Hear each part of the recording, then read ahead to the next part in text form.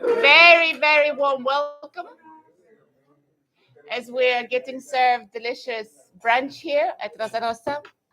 We are very grateful that we have such lovely home here in just across the tennis courts. And here we always receive fantastic welcome.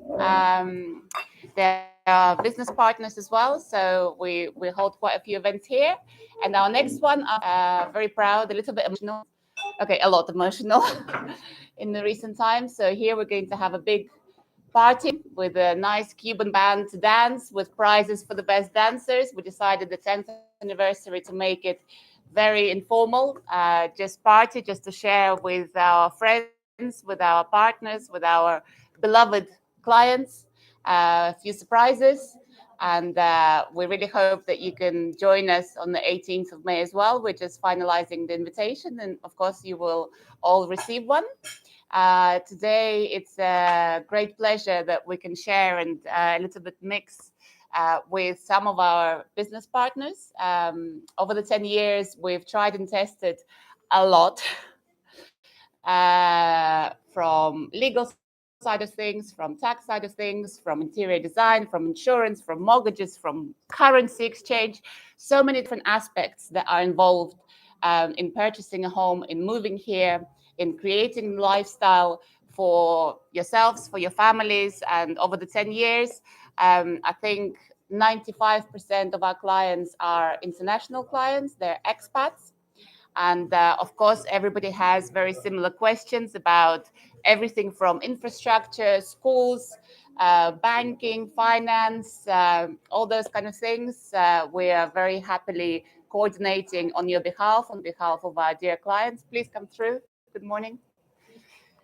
And so today we wanted to introduce some of our key partners that are absolutely necessary for us to be able to provide you with the best service, not just in choosing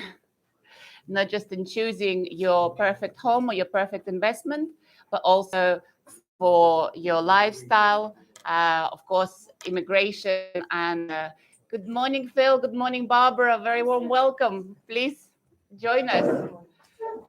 Your bubbly should be on your way, Phil. It's okay. We've reserved the special glass. So today we're doing a little bit hybrid event in the sense that we're also transmitting live. So thank you very much who is joining us online from different countries where we feel very privileged. We will also be recording. We're recording this, yes? Yeah.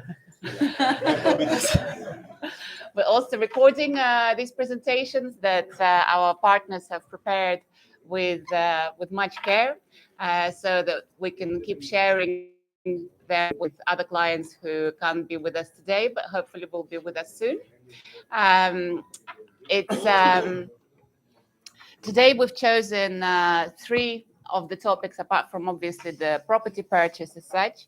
We've chosen three of the most frequently asked questions by our clients, which is mortgages. Very important. I've heard we have clients coming from all countries, and of course the interest rates and the conditions that they're commenting from other countries compared to what they can receive in Spain is a big difference. So we heard that in Poland it's about 20%, no, interest rate, between 15. So there is a lot of great value to be had to capitalize.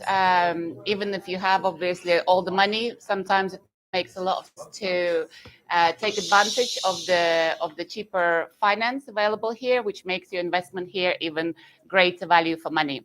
Of course, when you're moving, especially from outside, not especially from outside of European Union, the residency golden visa is also one of the top questions. I know today there are several people joining us, for example, from UK, also from Argentina. Some are from United States. So for all of them and for some of you, this is very relevant. And of course, the subject that nobody likes is taxes.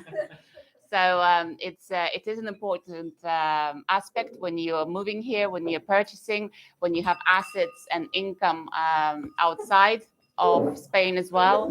It sometimes makes it a fairly complex issue. And so we have chosen Carrera lawyers for their tax advisory, especially for international clients.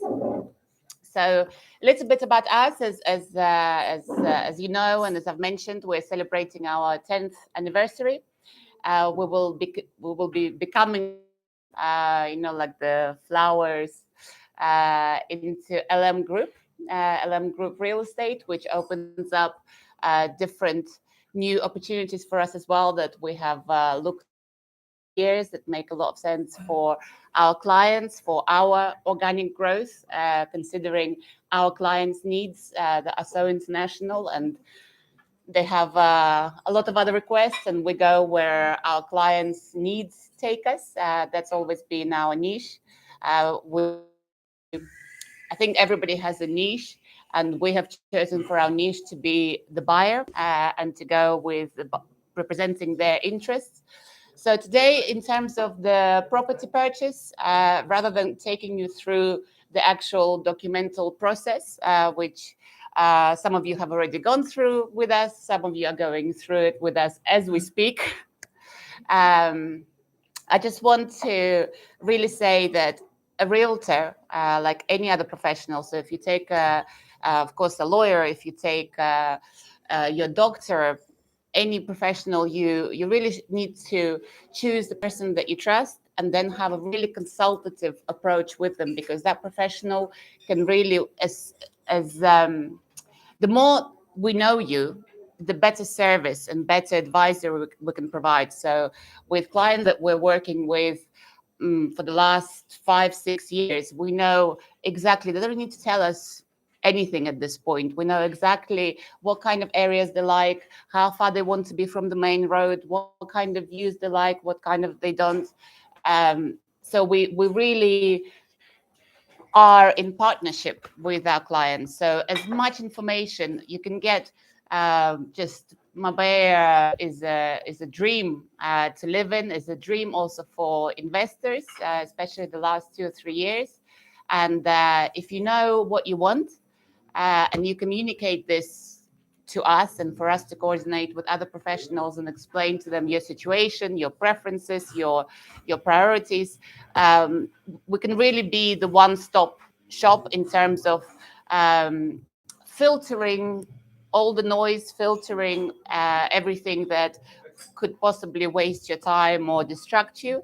So from my side, I just ask, on one hand, in terms of property purchase, lists. I love lists. Anybody that knows me knows I love lists. So on your list, whether it's residential or it's investment property, if you see something, take a screenshot, take a link to make the list of exactly what you want, what you don't want, and then share this with us so that we can really focus on very detailed, extremely personalized search for you and selection, and then of course add the other aspects.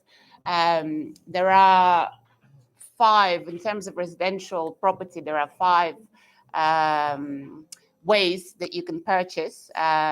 One of the ways is obviously what probably about 65% of our clients are purchasing, which is off-plan new build properties, which is great to be able to personalize. It's great for as investment. Right now, there is nothing similar in terms of return on investment.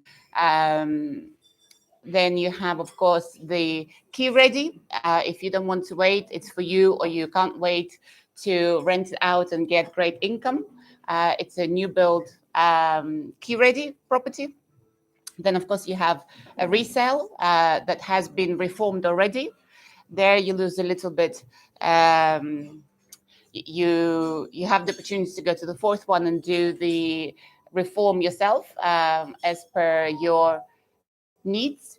And then there is the option to build yourself, which in fact, from all of our clients, nobody's doing.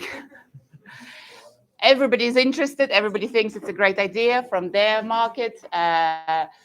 Things work very differently, and we've had some presentations in terms of how it works here, what are the key elements here, and of course, by the time you add the cost of the plot, on top of the cost of the plot, you have 21% VAT and not 10% VAT like you would have on a new build property. Then, of course, the construction materials and costs that have gone up 50% in the past year, work, the time, the licenses, etc. So process with us of analyzing how to do this, but in the end, say it's great to know. Let's go for an off plan that somebody else takes care of all of this. So we're very happy to go through the whole process always, but in the end of the day, if we know exactly what you want, we really are focused on knowing exactly what's the best project, what's the best deal for different types of requirements.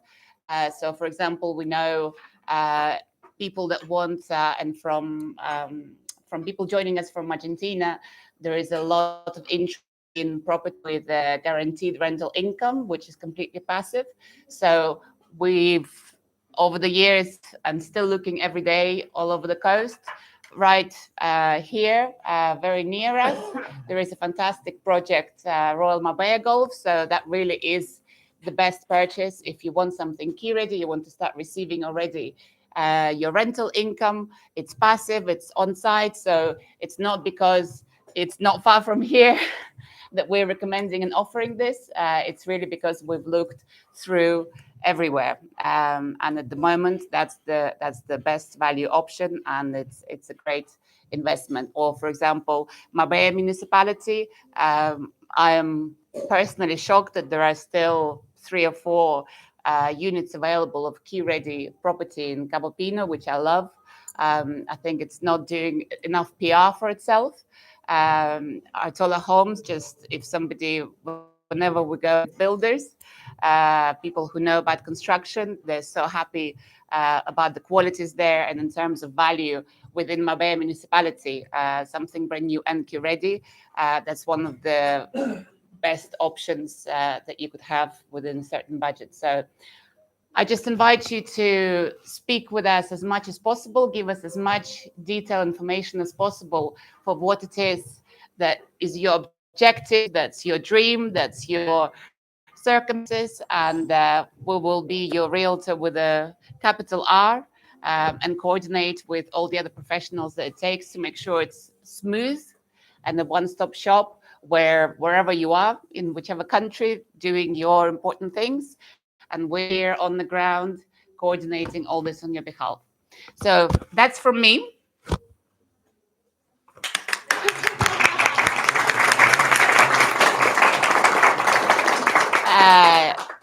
Thank you very much, all of our team.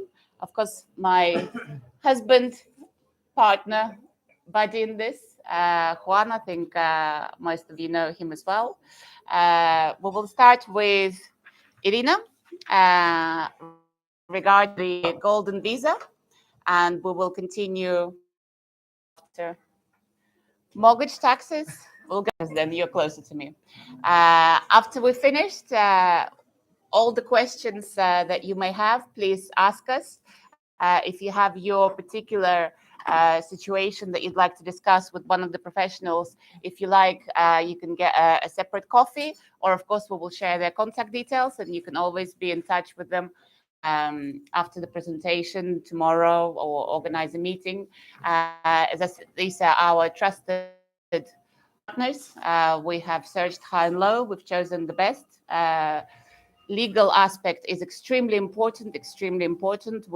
All of our clients know we don't let anything get signed until our lawyers have looked through everything. So you're all in great hands. So I'll hand over to Irina.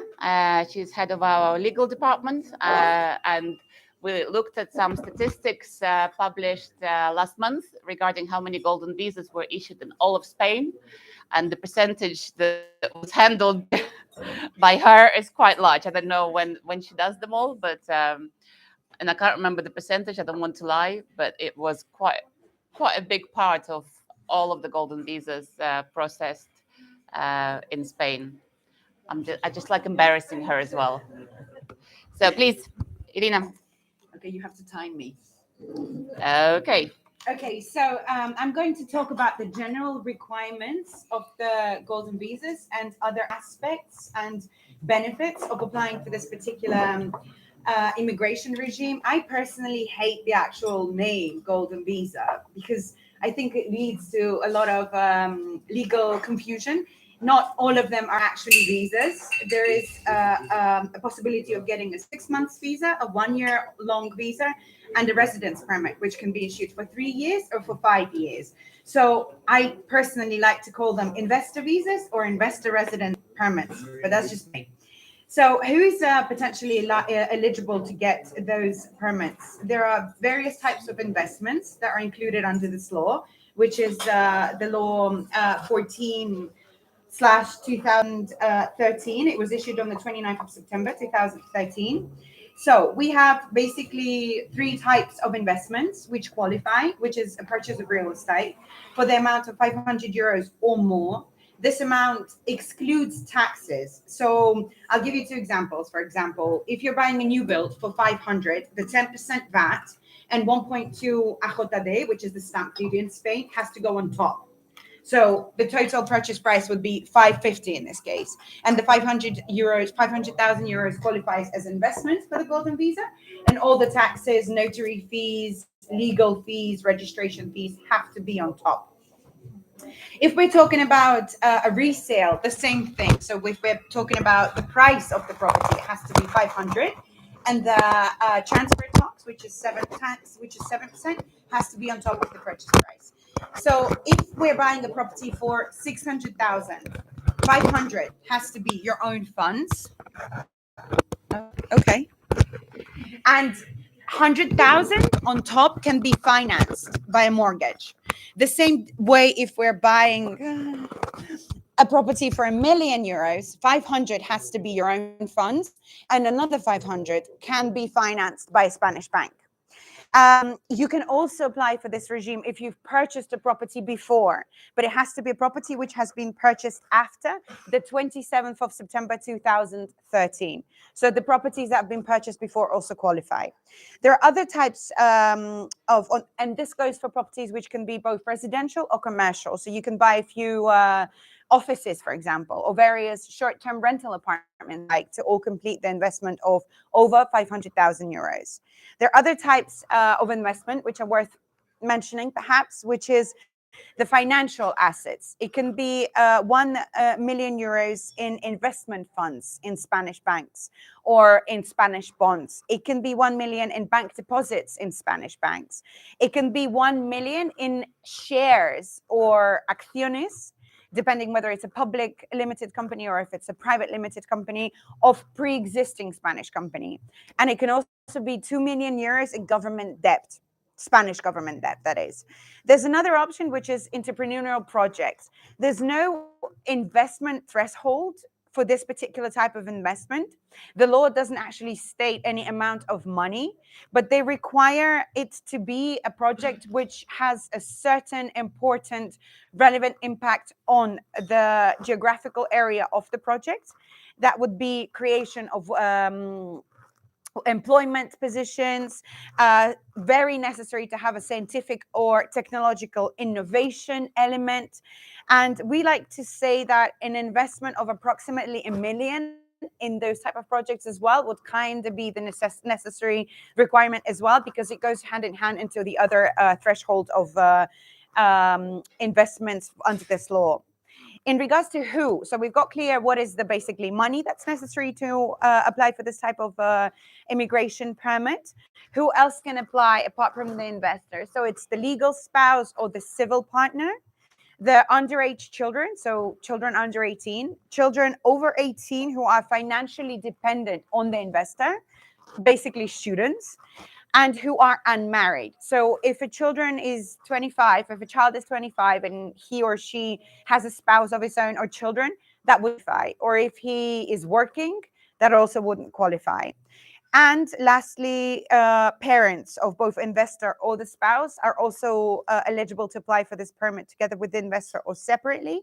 But they are, it's almost necessary for them to be over the age of 65 years old, and they have to be also financially dependent on the investor. That is demonstrated by things like constant transfers between the investor and the parent through their bank accounts, them living together, them paying for their medical costs and things like that.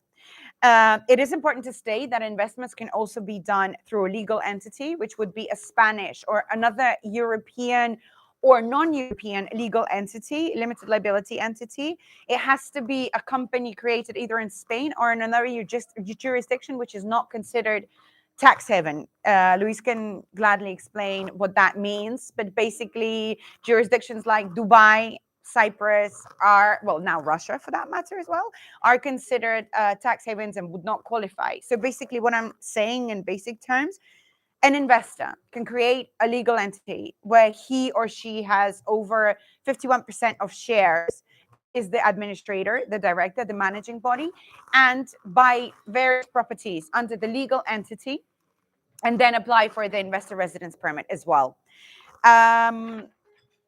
Now, to the basic requirements or documents that we talk about when we need to apply, obviously we need to confirm that the investment has been done. So it's either a land registry certificate confirming that this 500 euros have been invested in the name of the investor in properties, or whether it's bank certificates in regards to other type of investments that I initially mentioned.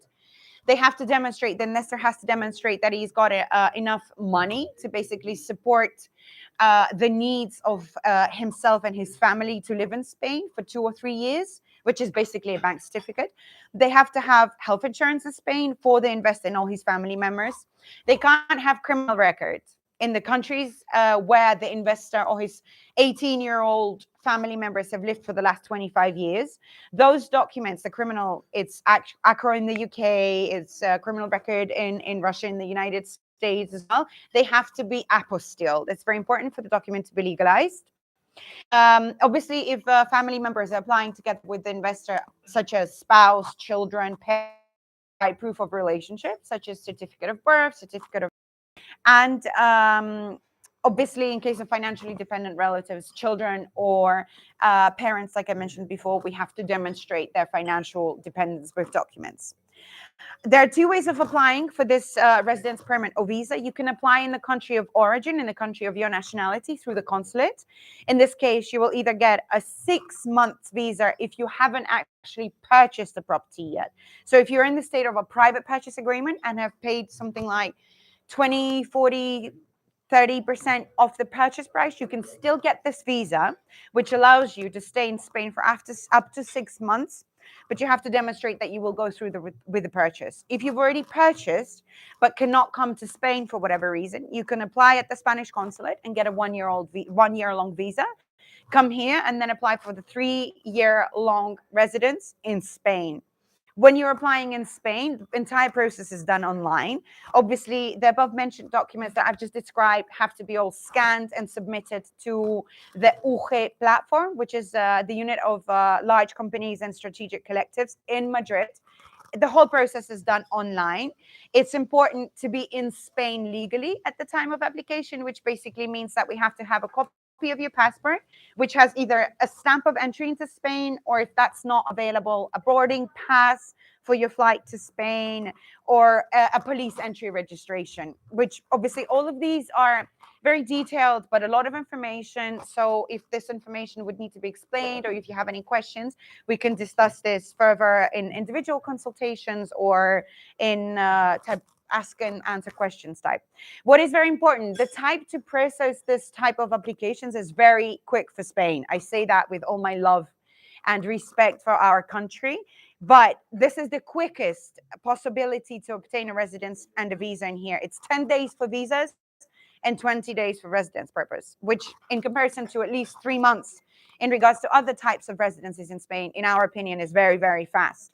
After that, of course, there's another bureaucratic procedure which we can't expedite anyhow. But after you've got your residence authorization, you need to do your fingerprint scan at the local police office, which will lead to you obtaining an ID card, foreigner's ID card, for the duration of the 3 years. That card takes 30 days to process, but happy days, you've got your resolution, it's all approved, and you just can enjoy the sunny Spain for another 30 days here legally while you're waiting for your ID card.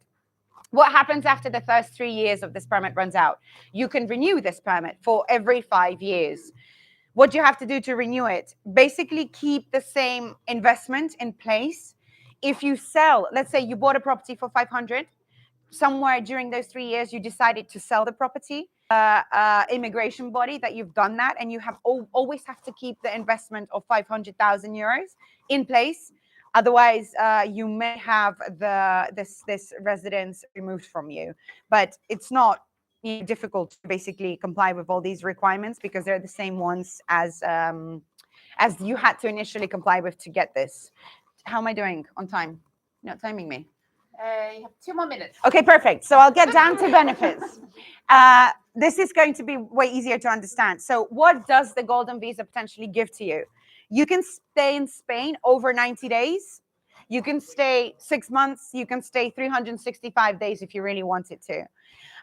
You can travel to other EU countries without a visa for obviously 90 days in every 180 period, but there's no need to get individual visas for any Schengen country.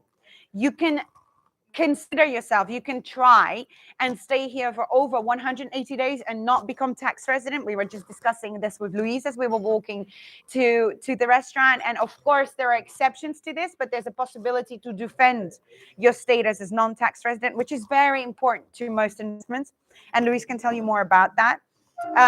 You can work in Spain because all the investor residents have the work permit attached to it, except for those who have obtained it as your financial dependees, such as your over 18 years old children or your parents as investors who are dependent on you financially, and that's how they got their golden residence. They cannot work in Spain, but the spouse, the investor, can perfectly work in Spain if they wanted to. The children obviously can study in Spain without any need to obtain any other documents. After 10 years of this residence permit, you can access to the Spanish nationality, and it's after 2 years of residence for Sephardic Jews, for citizens of Ibero-American countries, for citizens of Andorra, Equatorial Guinea, Portugal, and Philippines. So that would be me. Thank you very much. We have the summary of all this information in the PDF. We have many information PDFs that we've compiled together with the experts. So if you would like to receive a copy, please ask us. I wanted to add just a small thing that some of the European countries are now stopping participation in this program. The latest two that have left this golden visa program in the European Union is Portugal. Sorry, can we get a little bit of attention there from the back as well? Thank you so much. Portugal, which was one of the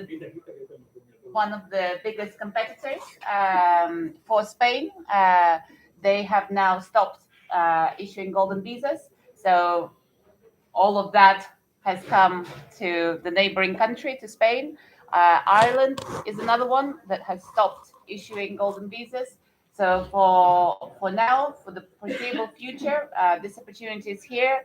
You never know, especially in the world we're living in, ever changing, when things can change. So if you have the opportunity, start your process as soon as possible. And as I said, we have our fantastic lawyers to explain for your particular situation what you may need.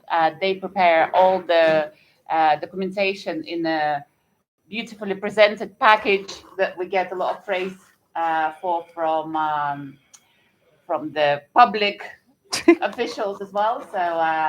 So thank you very much, Irina, for all the golden visas she's done for us over all these years. So we will move on to Jimmy, the CEO of Hino, which are our chosen partners for mortgages. They're mortgage brokers. They have fantastic online system, live systems. Our clients have been very happy. They have several languages within the team as well. Offices here on Golden Mile, which is very handy. They're on the phone. They have also Polish speaking, for example, colleagues, and maybe you tell us a little bit more. So, Jimmy. Yeah, okay, thank you very much. Should I take the microphone? Or? Yes, please. Thanks Sorry, for reminding yes. me.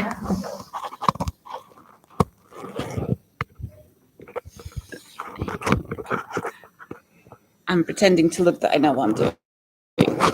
Okay, thank you very much. So I'm Jim Heino from Habiano. We are a fintech located at the Golden Mile. We have 9 people there, and we have also 10 people in the office in Stockholm. So we are building technology in order to accelerate the mortgage process. And I have my colleague here, Giselle, also. She's sitting here, backing me up. So afterwards, you can ask her questions or me questions, and we'll happy to answer. So thank you very much to having us here today. It's a nice group of people. We're also in the picture of the team. So I expect that will mean something. So to get the mortgage in Spain, it's quite messy. It's very bureaucratic. You know when you start, but you don't know when you finish many times. And you can also see the scary news around the world about skyrocketing interest rates and so on. And but I just want to tell you that Habiano, we see this a little bit different, and I will explain why. But one thing is very important to understand, and that is that Spain, the Spanish banks, even that they are bureaucratic, they are quite cool anyhow, because they are actually lending out money to foreigners. If you take any country from, I don't know, Sweden, Germany, northern countries, they will never lend out money to a foreigners that is not living in the country, working in the country. So I think last year there were like between 30 and 35,000 mortgages with foreigners in Spain. So that's quite impressive. So what we are doing is we are helping foreign buyers to get mortgage with Spanish banks. We are helping the Spanish banks to verify and attract foreign buyers. And to start with, the banks are lending out money to almost all kind of foreigners.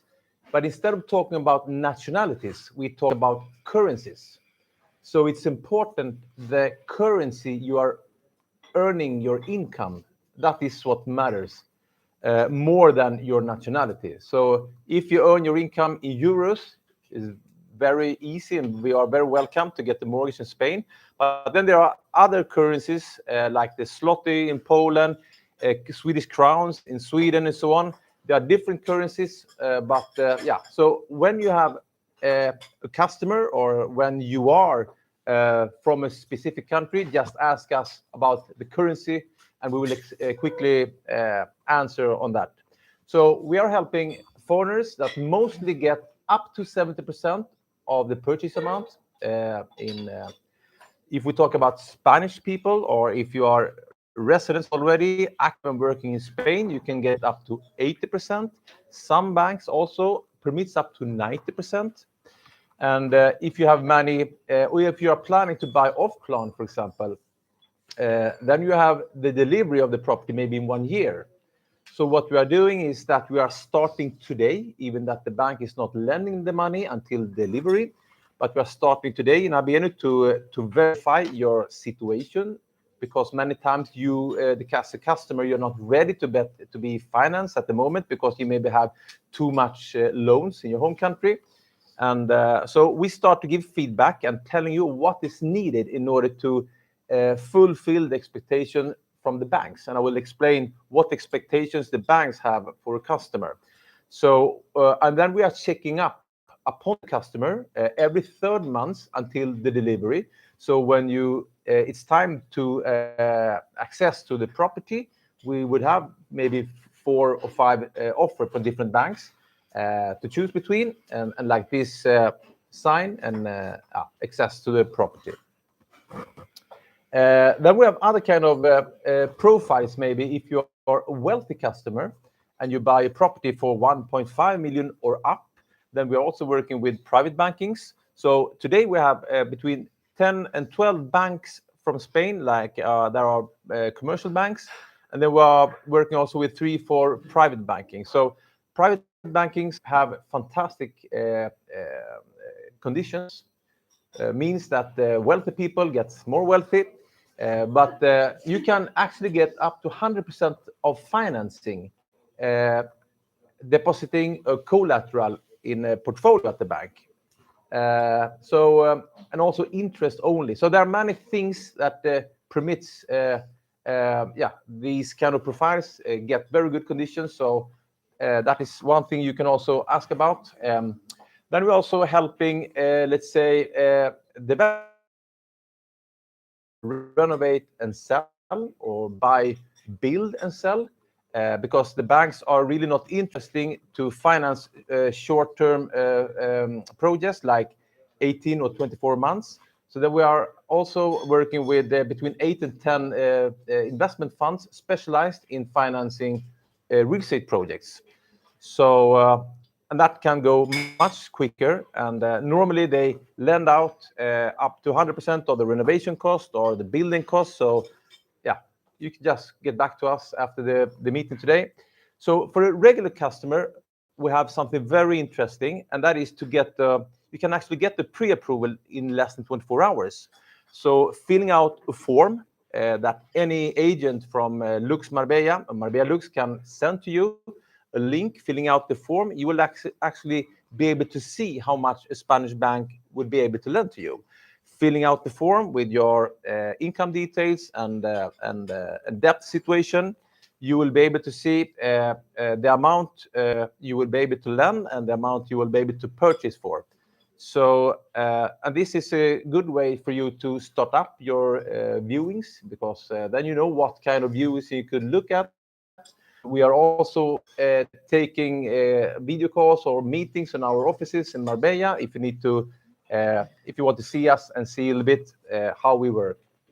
So, and many people are asking about the interest rates. Are they skyrocketing or are they not skyrocketing?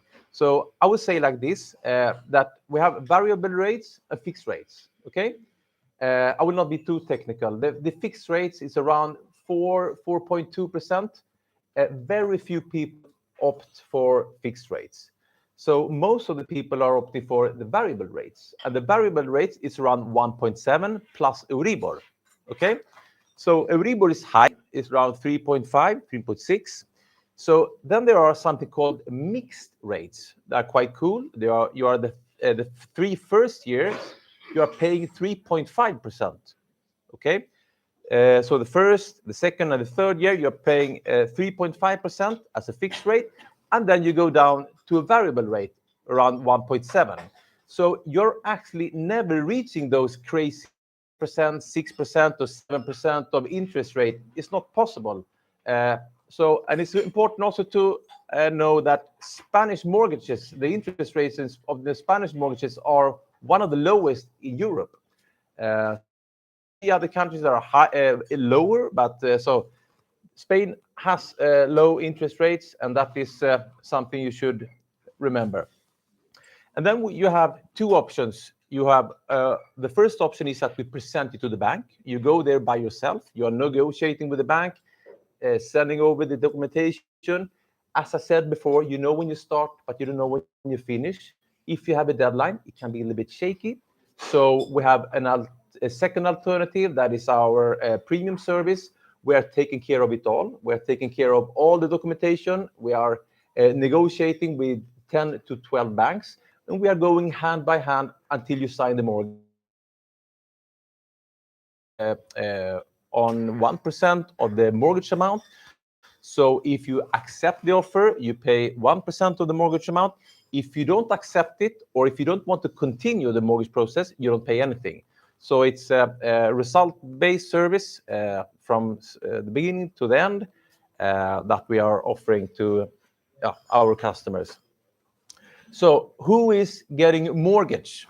This is very important. So the banks are in love with salaries.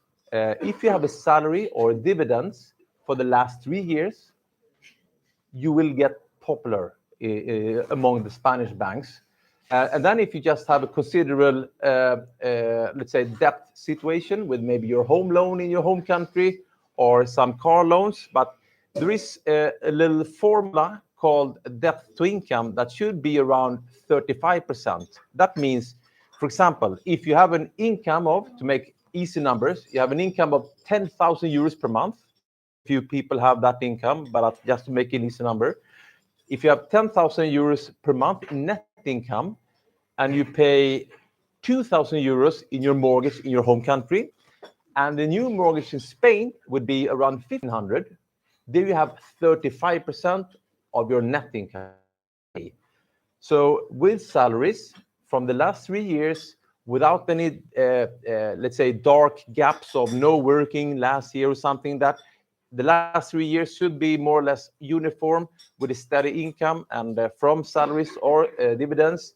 And the bank understand that as these 3 years look like will be also the future. So they feel safe with that. So salary and dividends, that is the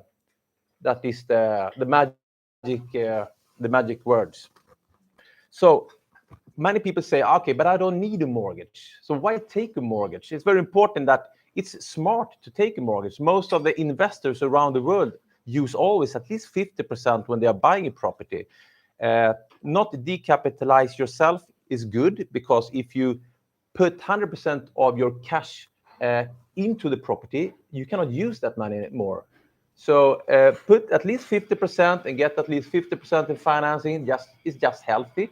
Then you can do something else with the money. And also very important of taking a mortgage in Spain is that you will have you will be secured. The property is fulfilling all the legal aspects. For example, the bank is requiring an evaluation of the property, and the valuation consists in to go through the property and see how the conditions, the legal conditions on the property really are. A little bit up and downs with the legal aspects, so you can find many different kind of a situation with the property. So, but with the mortgage, you are secured buying a property, a healthy property, let's say, legally wise.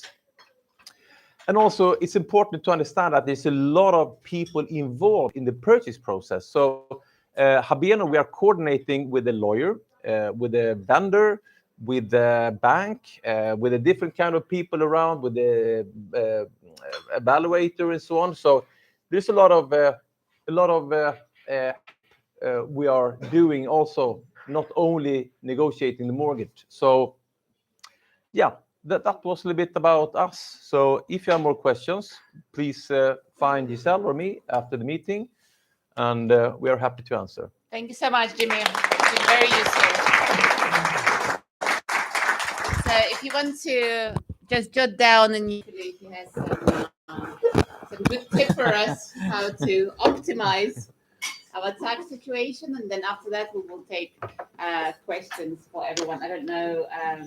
Obviously, people watching us online are also welcome to leave their comments, and we will put them to our experts, and they can either answer here or afterwards by note. I think mortgages is a fantastic way to capitalize and maximize the return on investment that you have, and we're very happy that we have somebody who can handhold our clients through this, especially if you're non-resident, especially if you don't speak the language, and of course having 12 banks all competing for business and offering you different conditions, and then negotiating the best condition out of all the banks on your behalf is a very, very big plus that we're very happy to offer to our clients, and we're very happy to have Habino on our side. So without further ado, I love the way Jimmy called the Spanish banks cool. Maybe Luis will also call the Spanish tax system cool or trendy. Let's see. Okay. Special. Special. Okay. Okay. Well, hello to everyone. It's a pleasure for me to be here. I'm the tax partner in a law firm called Carrera, and also my colleague Javier Pinto, who is also a partner in the firm, is here. Our firm is about 10 years old. We're specialized in different areas of the legal world, taxation and so on. And before joining the or funding or creating this firm, we developed our career in very big law firms in Spain and internationally. In my case, well, mainly in Garrigues, which was formerly Arthur Andersen, a very big company, and in my case also in the international tax department in Deloitte in Madrid. And I've been working with the tax authorities for many years. That's right. And well, I know that this is boring. I agree with you. This is boring, but it's important. No. But it's important. So, Especially as tomorrow is deadline for some tax Right. declarations. Maybe we get some Right. hot tips on how to.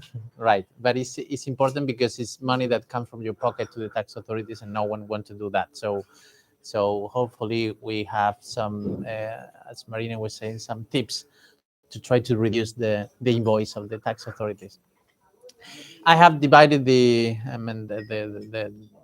exposition to in different two different parts. One of the first one is a general overview of the taxation process of a purchase of a house, not only also the holding period of the tenancy of the house and the disposal, which is the whole process.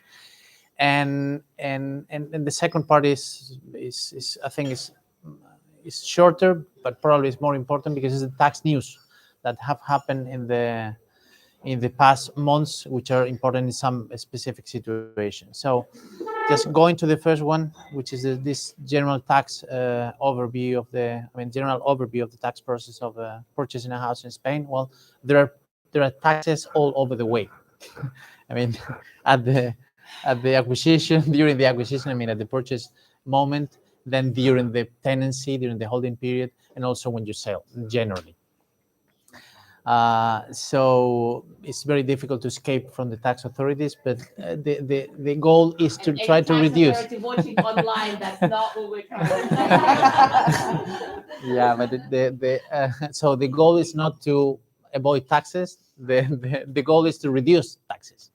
Okay, so at the time of the purchase, the taxes generally does not depend on whether the person is resident or not. It depends on the type of asset. If it's a house, generally a new house, there will be a VAT. Marina was saying it before. There will be a VAT, which generally is 10%. In case of a house, it is a house.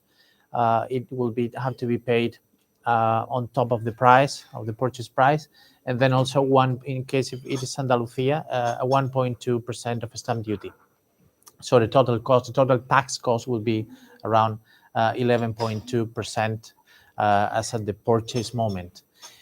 As I was saying before, regardless whether the purchaser is a foreigner, is a company, or is an individual, in case it is not a new house, it is a used or second-hand house, then the cost will be slightly different. The VAT will not apply, and then the transfer tax will apply. It is a 7% in Andalusia, and then there will be that 1.2 stamp duty. So then the cost will be reduced from 1.2 to 7%. Okay. There are very special situations when, as Marina was saying before, when you don't buy a house, but you buy the land plot and then you build the house. It's a very more difficult situation from a tax perspective that have to be analyzed, because there could be some extra cost, or there could be some extra deduction depending on how you develop the activity. In case there is an activity after that, a business activity, then a part of the total VAT could be deducted. If there's no activity, generally the VAT will be a cost, so there's no way to recover it. So there could be some planning there to reduce the cost associated to the purchase through some activity at the house. But that's basically what happened when you buy a house or you buy a property in Spain. And then during the holding period, obviously, also the tax authorities want some part of the money that you have in your pocket, and there is real estate tax, let's say the EB, it's called in Spain. This is also a cost that does not depend on whether the person or the entity, whether who is the holder, who is the owner of the property. It's for everyone, and it is levied by the local authorities. In Marbella, for example, it is around 0.6% per year of the cadastral value, out of the cadastral value. Okay, and then apart from that, we have to make very big differences between whether the purchaser and then the holder, the owner of the property, is a tax resident in Spain or is not tax resident. So we have to point out that differences. Because generally, as a general comment, a tax resident in Spain will be taxed in Spain on its worldwide income, on the personal income tax, and also on its worldwide net wealth, on the net wealth tax, which we will talk about later. And if the purchaser, if the holder, if the owner of the company is, of the property is not tax resident in Spain, then it will be taxed in Spain only on the Spanish source income or on the Spanish source net wealth. So there will be a very big difference. The criteria to be a tax resident in Spain, there are two different criterion that could be met. And I mean, if someone met any of those criteria that I would talk about right now, then the tax authorities will consider that person will be tax resident in Spain. The first one is when a person remains in Spain for more than 183 days. So this is more than half of the year, more than 6 months per year, per calendar year. And then that person generally will be taxed. According to that criterion, will be taxed in Spain as a resident, and then as a resident will be taxed in Spain on a worldwide income, which means that we have to declare in Spain not only the income obtained in Spain, but also the income obtained in any other part of the world. The other criterion is the center of economic interest. If the tax authorities consider that the center of economic interest of that person is located in Spain, then even if the person is not remaining in Spain for more than 183 days, that person could be taxable in Spain on this worldwide income basis. So obviously, normally, it depends on the case, but normally the goal for the person coming here to buy a house generally is to avoid that tax residency, in order to avoid being taxed in Spain for all the income and for all the net wealth worldwide. This is a very fact-intensive thing, which fact that you can, if you have, or if they can evidence that you have been here more than 183 days, or if you can evidence that your center of economic interest is here. So it's very important to plan this beforehand. If someone doesn't want to be here for any reason, tax or not tax reason, in Spain, doesn't want to be tax resident in Spain, it's better to make sure beforehand what are the and make sure that they're not creating the evidences that then the tax authorities later could take to attract the tax residency and then to attract the taxation of that person to Spain for everything, almost everything that he's doing everywhere. And then regarding also the holding period and then the disposal of the property in the future, this tax residency, as I was saying before, create different taxation schemes. When a person is resident, then focusing just on the property, it will be taxed on the property, on the personal income tax, only in case this is a second residency, which means that in case in that personal income tax. If it is not, then it is considered that there is like a deemed income, a deemed rental income, which is valued or is calculated of the cadastral value of the property, and then that's considered an income declared in the personal income tax return, and it will be taxable according to the tax scale of the personal income tax, which comes in Andalusia, goes from 19 to 47%. So some way to try to reduce that cost, obviously, is to, for example, to rent the property, and then there will be a real rent, real income, and that real income will be taxable. But then at least you will receive that income, because otherwise you're paying taxes without receiving any income. So that's a planning option. And in case the holder is not a resident but a non-resident, then it's quite similar, because this deemed income is calculated in the same way. The difference is tax rate, because the tax rate, if the person is not tax resident in Spain, depending on whether it is a tax resident in the EU, then it will be 19% on that 2% of the cadastral value, generally, assuming that the cadastral value has been updated in the last 10 years. And if it is not, if this person is not resident in the EU, then it will be 24%, will be increased, instead of the 90% will be increased to 24%. So what I mean is that even if the house is not rented out, there could be some taxation on that period. That obviously the goal is to try to reduce it. Okay, there is also a net wealth tax in Spain. This has suffered some.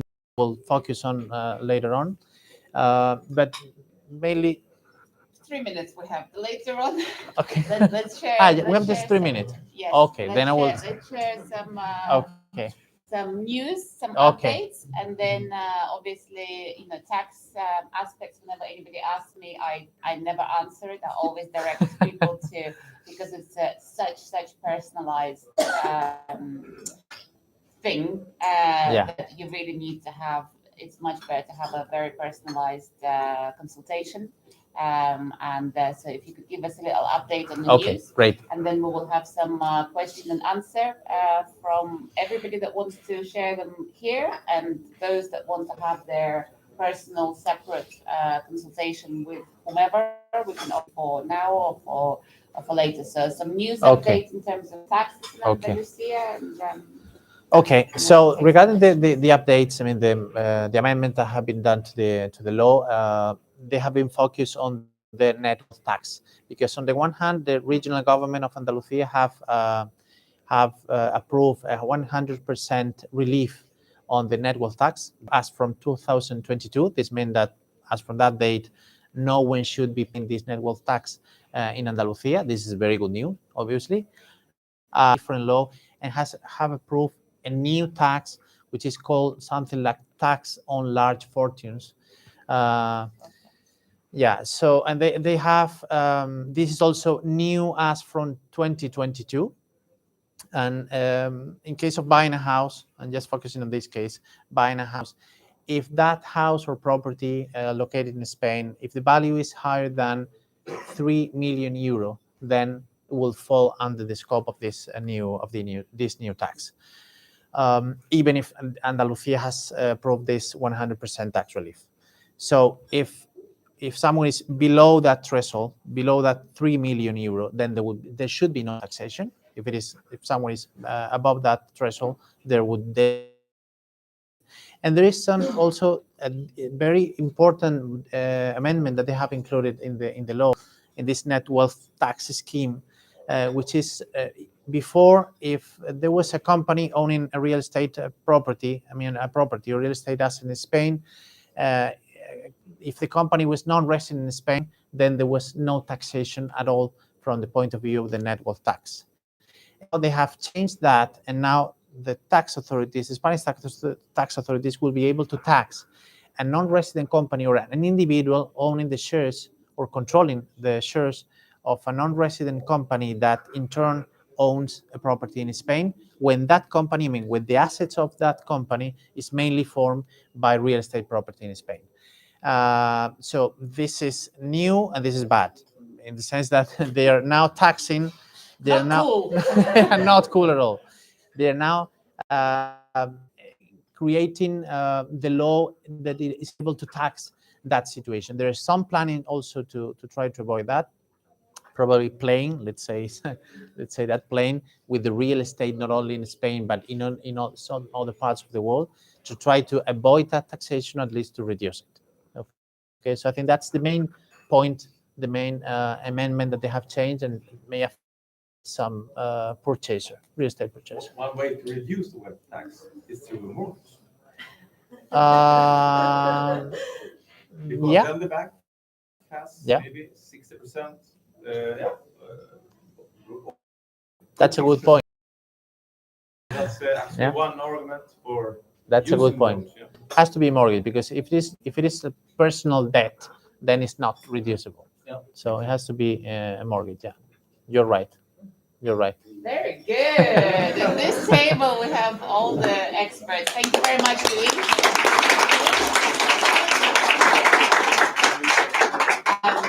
Obviously, all of these presentations are very condensed summary, just to touch on key points of very important aspects of purchase, investments, and life here in our wonderful, amazing Marbella paradise. So each one of you may have a lot of questions concerning their very particular situation. If it's a deeper issue, I would definitely recommend that you get in touch directly for a proper consultation. Put together all your questions that you may have for right now and for maybe for the future. Those of you buying off-plan properties, for example, in terms of the mortgage until the property is actually key ready and you're going to notary. But there are things that Haveno can advise you how to prepare yourself to get the optimum mortgage in 1 year, year and a half, or even 2 years. They help you build the credit history in a way that is most liked by the banks, so you can close your businesses, go and start a job with a salary, and in 2 years after, yes, That's or taxed dividends. less as well. So we welcome any questions. You have a few of these.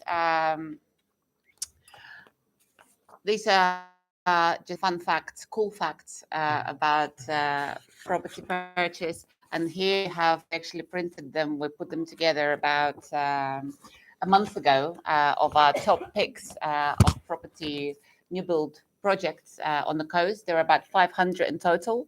So our team is always out and about every day, visiting new projects, pre-launches, talking to the developers. So we actually did a voting amongst all the team, which were the favorite projects in the 3 different budgets.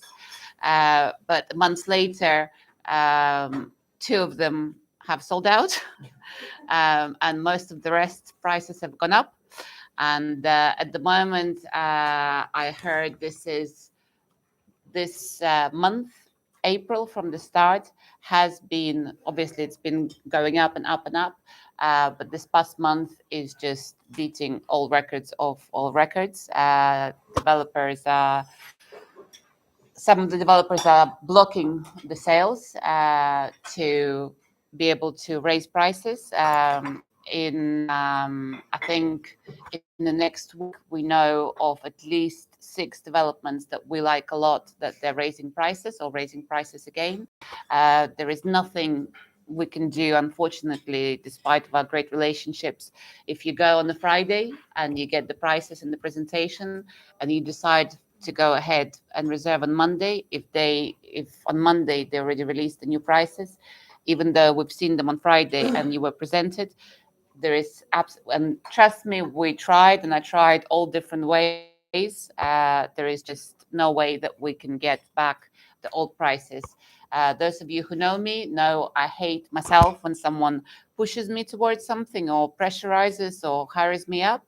And I hate for anyone to ever get that impression. But when you have the information, you make the decision, and and of course, whatever that decision is, our job is just to let you know what's happening, and it's of course up to you in your own time to take the action. The prices.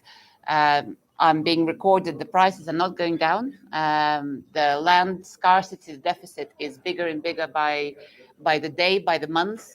New land is not being released for construction. Obviously, the costs are going up, the inflation, etc. So especially in Marbella, Costa del Sol, the demand is only bigger. All the private schools, for example, are full.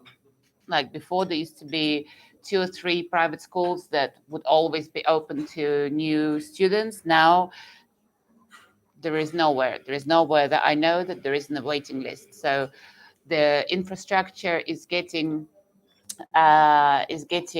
extended, but very slowly. So a lot of people coming, and they're all bringing their friends and family. So you have some examples here, but we will be updating it shortly. There is probably 4 or 5 here that are still with availability and these prices, but ask us because probably twice a week we get pre-launch notifications of projects, and if we know exactly what you want, then you can always be the first one. The agent will contact you and say, on Monday they're pre-launching this. It will go fast. If you want, why don't we get all the information now? Visit around the location and start preparing a little bit mentally if you'd like to go ahead at pre-launch prices. So, any questions to our panel that you'd like to ask publicly? Oh, can I ask? Not Is, myself. is that going to be obviously. the ask and the question and answer? I'd like to ask Louise. So, 2 questions I'd like to ask. What would you name as? Oh God. You can just hold it. Okay. What would you name as basically considerations to be taken into account to avoid tax inspections? What I'm asking is from colleague to a colleague. Private and confidential. Go away. No, but like we would say, apart from obviously spending over 183 days in Spain, right? Apart from having the center of economic. For the tax residency? Correct. What are the type of, I'll rephrase the question, what are the type of actions by taxpayers or consideration that tax authorities take into account when initiating a tax inspection in regards to establishing the tax residency of a client? Okay. Well, by the tax authorities, which is the period that the person remain in Spain. So tax authorities will focus on that one because it's the easier. Okay. Generally, when a person have a house in Spain, what the tax authorities do, is to focus on what is happening in the house, or what is happening with the person spending the money, for example, or moving in the society, let's say. So, for example, the expenses with the credit card is something they review. The supply cost in a house is something that they also review. I mean, if there is a house and there is a water supply or electricity supply, and there's something that they ask directly to the Companies. to the suppliers, yeah, they normally focus on that to see, well, that person, if this house is having this general Consumptions. consumption, there's something to see, someone is there. And then if they also see that they can ask you, the bank, if this is a resident bank, a national bank, whether there is some expenses from your credit card, then they just start making the Pictures the together. picture, yeah, and then they may initiate this tax inspection. But sometimes it doesn't depend on anything. I mean, they just come and ask because they just want to review, and then after that, there's some let's say conflictive issue or not. So it's not always that they just see something and then they open tax audit. Sometimes it happens, but sometimes not. But obviously, the way to be prepared to try to avoid this tax residency issue is to to do Pay the like correct taxes. or pay the correct taxes or do the perfect Great crime. consultation. Yes. Yes. I mean, to try to not to be very present in Spain from a fact point of view, which is not to use the Spanish tax credit card, and I mean, observe also the tax supply. I mean, the supplies in the house and so on. So this is the main thing. Can I ask Okay. to that question as well, just to explain explanation. So basically, the government can get an access to your Spanish credit line and to check whether you have some expenses or not, or if it's not a credit card or like any account, right? But what about like international credit cards? Do they have this access, or can they ask to get the access to that credit card Yeah, in order well, to check where you did this expenses, whether you're inside the Spain or you're somewhere outside or inside Yeah, the that's a good question. Yeah, I mean, it depends on whether the bank, for example, in case of credit card, it depends on whether the bank is Spanish or not. If the bank is Spanish, then they can go to the bank directly and request it and get it from the bank. So that's a more. Do you have any confirmation from your bank that someone is trying to get No. your? Right. No, they don't even tell you. They don't even tell you. They just request directly to the bank that this person just tell me the information about the, the credit. I mean the bank movements, bank transfer, or the credit card movements that they have made, and they don't inform you. So this is something that, yeah. If it is an international bank, if it is an international bank, I mean, if the credit card is not Spanish one, then they don't have that automatical. It's not automatical, but they don't have that so easy access to that. They have to access the tax authorities of that country, and then through the tax authorities of that country request the information to the other bank. So the process is quite more difficult for them. So obviously, in this case, better to have the to use the credit card, an international credit card, and not the Spanish one, in case that someone has this issue. Obviously. Thank you. Do we have any questions from our online people? That's great. Yes, you did. So perhaps it's obviously I'm thinking that's important. You know, when you said that if there's no way of avoiding, God, the way these sounds, becoming a tax resident in Spain, isn't it better if there is a possibility to declare your income as dividends as opposed to salaries? Because there's a different in taxation percentages. Yeah, well, there's a different taxation. Yeah, I mean, dividend is there is a tax scale specific for another income, which goes from 19 till 28, and that 28 is for amounts higher than 300,000. And then the general tax scale for any other type of income, not saving, not passive income, is goes from 19 to 47% in Andalusia. So obviously it's And better. 47 is from 47 is from 300,000 also, but then 45 is from 60,000. So it's a big difference. yeah, 360. yeah. So there will be a reduced cost in case you opt for that dividend. So that's a good planning in case you cannot avoid the tax Becoming residency situation. Yeah, and also in case you can, where do you get the income from? Correct. Okay, so Can I yeah. also ask a question? No more questions from me. The clients are non-residents, they purchased purely for renting. So on that rental income, Yeah. is it a fixed tax cost for non-residents? Yeah, for non-resident, there is a fixed tax rate, but there is a fixed rate in case the person is non-resident. Yeah, non-resident. Yeah, but there are two different rates depending on whether the purchaser or the person owning the property is tax resident in an EU member state. In that case, it will be 19% of the income, and then otherwise, if the person is outside any EU member state, it will be 24%. 24%. Another question. All right, so let's imagine. That's from also? Yes. Right now, yes. It was boring, but it's important. One second. So Irina has a yeah, notary, sorry. as she always does. So thank you very much, Irina, for the presentation. I think what we can do, I can see there is too much food still on the tables. Please stay, enjoy the food. We're all staying. Jimmy, Giselle, our other lawyers, we're all staying. So maybe what you'd like to do is have a bit of an more informal chat with them. Is that good format? Yes. Yes? Sure. Yeah. So we will say goodbye to our online viewers. Thank you very much for joining us.